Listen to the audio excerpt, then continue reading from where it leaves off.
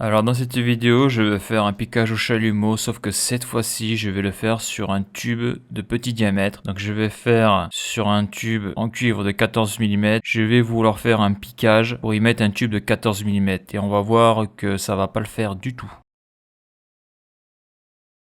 Donc là, j'ai un tube cuivre de 14 mm extérieur. Ce tube que je vais utiliser pour le piquage fait 14 mm extérieur. Donc maintenant, je vais percer le tuyau avec le chalumeau.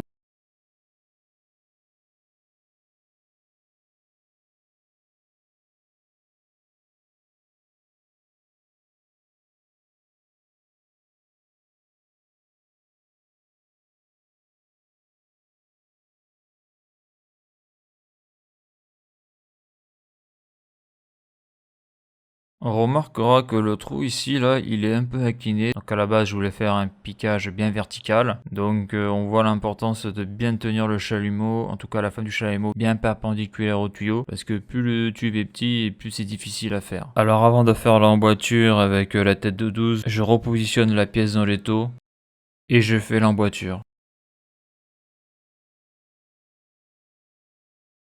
On remarquera que lorsque je fais l'emboîture sur le tube en diamètre 14, ça le déforme, on le voit là, ça le courbe, ça le plie un peu. Alors je recuis la collerette au chalumeau.